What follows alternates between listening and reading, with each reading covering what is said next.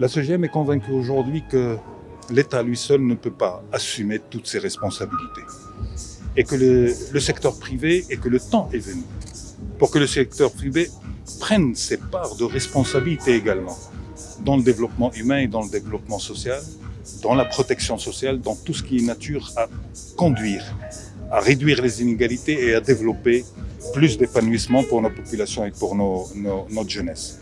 Et c'est pour ça que nous disons aussi que l'État doit être convaincu qu'il faut laisser aujourd'hui, du fait qu'il ne peut pas tout faire, laisser plus d'espace également à d'autres initiatives. Naturellement, le secteur privé parce que entrepreneuriat, investissement, création de richesses, etc.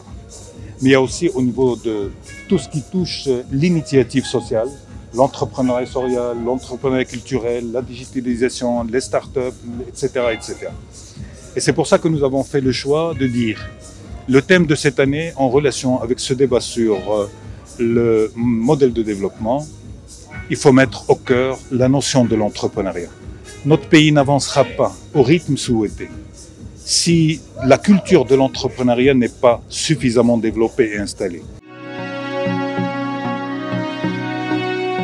Il y a une opportunité aujourd'hui. L'Union africaine va avancer vers la zone franche économique, c'est-à-dire ouvrir chacun de nos pays à un marché de 2 milliards de consommateurs. C'est une opportunité énorme. Si cela se réalise, ce sera le plus grand marché commun au monde. Mais évidemment, il faut travailler sur des questions importantes comme la liberté de circulation des biens et des personnes également. Ça ne peut pas être seulement les capitaux et les biens et puis les personnes restent là où elles sont. Mais c'est des questions importantes qu'il faut voir. Il y a également des échanges qui peuvent se faire, des joint ventures. On est au Maroc, je pourrais dire, des joint ventures entre les entreprises marocaines, sénégalaises pour postuler sur un marché camerounais, par exemple. Voilà, les possibilités sont très, très, très grandes. Et je pense que pour un continent jeune comme le nôtre, plus de 70% de la population a moins de 40 ans. Et c'est de l'énergie à donner, mais c'est également de la formation, c'est de l'accès aux capitaux.